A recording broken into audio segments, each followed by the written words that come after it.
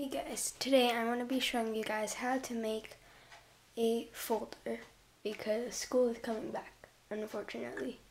But we have to embrace that fact because there's no way to escape. So hopefully this, making all these DIY back to school stuff will make it a little bit more exciting. So today I'm going to be showing you guys how to turn this stuff into this lovely folder. So it can hold paper, obviously, and it makes a really nice folder. So first you're going to want to start off with a blank piece of paper that's normal size. By normal size, I mean 28 by 21.5 cm paper, because that's going to be showing you the base structure of the folder. So next you're going to go to the edge of your cardstock and just going to place it down. So you're going to want a bit of extra space. Like for the folder, you don't want it to be exactly the same size as the paper, because then it might stick out sometimes if you have a slightly bigger piece of the paper. So you're just gonna give it about 2 centimeters between, in between, so something like that. And then you're just gonna take your pencil and you're gonna draw out roughly the size of your folder.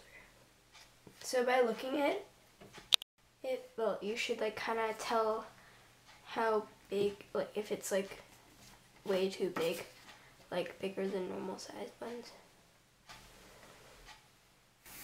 So yeah, if you already have a folder, you can kind of just trace that for the size. So I think that's an okay size if you can see the line. So I have mine around that size. So I'm just going to take my scissors and cut along the bottom line. So I'm only cutting the bottom one. It's because since I have such a big piece of cardboard, I don't want to fold the whole thing.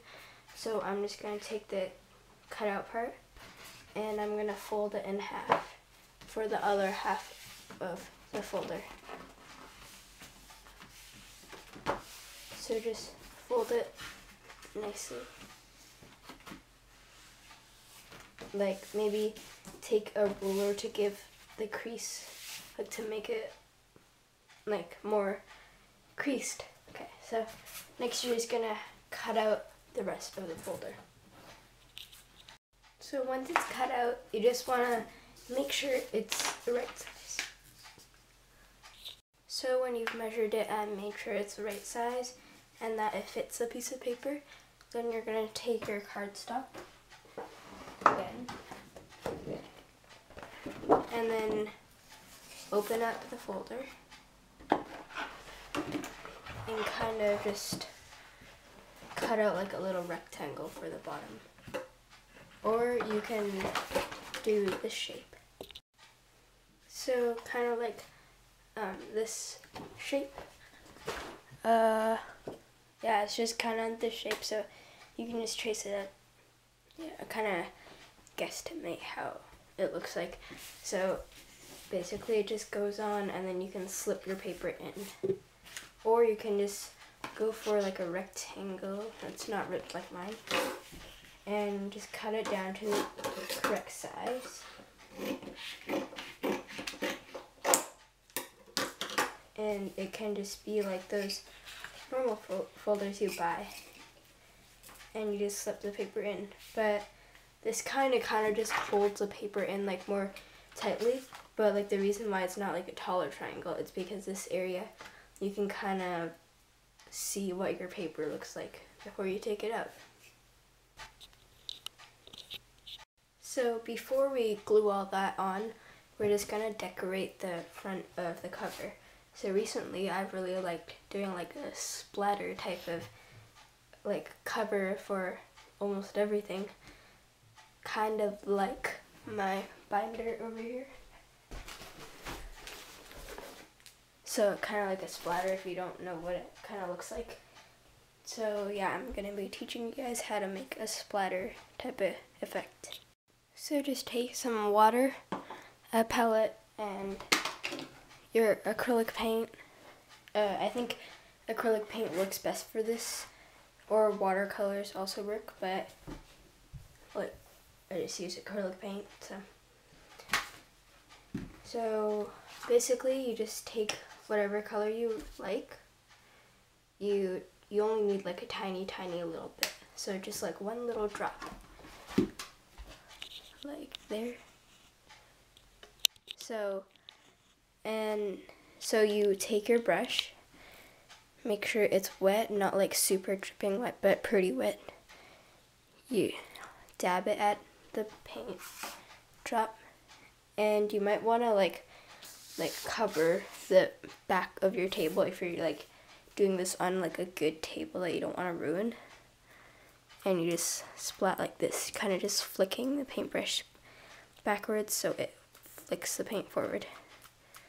So this is going to get a bit messy.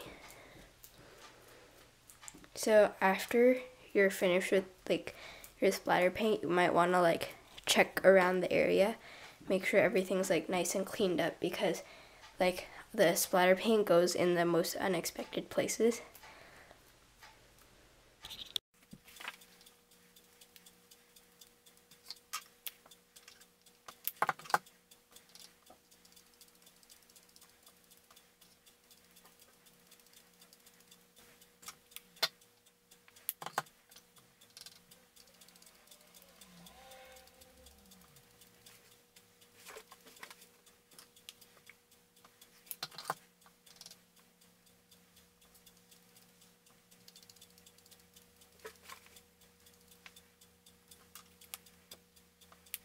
So just some tips. So if your splatter paint looks like it was done like that by accident, then you might want to add some white splatter paint, because it just makes it look like a lot more like purposely made splatter paint, except slightly accidental, or like it just makes it look like more real and better. So yeah. And if your splatter paint is, or like your paint is only going in like really small dots like on the side there, then just add some more water and then they go in big blotches. So yeah. And a good thing, like if you have zero patience like me, then you might want to use acrylic paint because it dries really fast even if you added water. So that's all the tips. So while you are cleaning up, you might want to start heating up your glue gun. So just ignore all that stuff in the background, because this is the only plug-in where I can plug in my glue gun.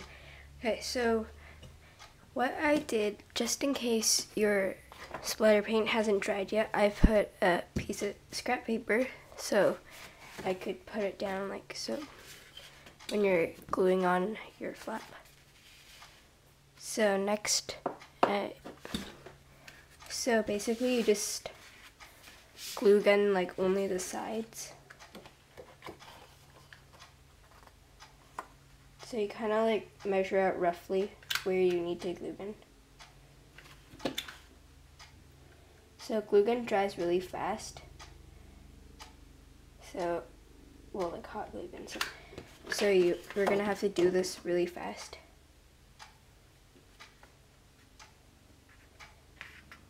And try to like use as less, like try to get the glue as close to the side as possible without like making it like leak out, because you're gonna need that room for your paper.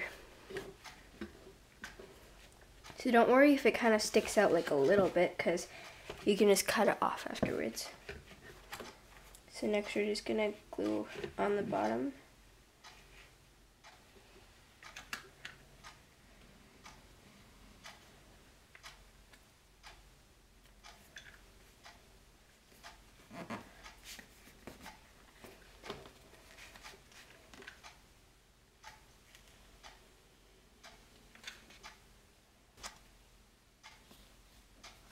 And you're done. So now you just have to wait for your glue gun to dry before you test it out to see if like it can fit your paper. So maybe you should like make it like a little bit bigger if you haven't made it yet, like just for the sides. So if you really want, and if you really like the splatter paint idea, you can like splatter paint the little flaps or whatever you call them. So now I'm just gonna glue on a rectangle one.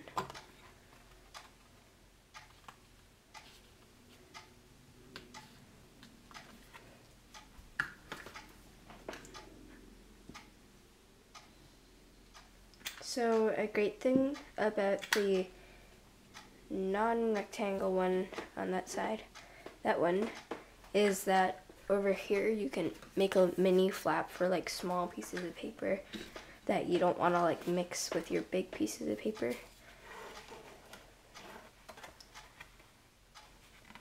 So I recommend doing the bottom part, like if you're doing the rectangle one, do the bottom part, or like for both, just do the like left side and then do the bottom and then do the right side, because it just makes it so much easier.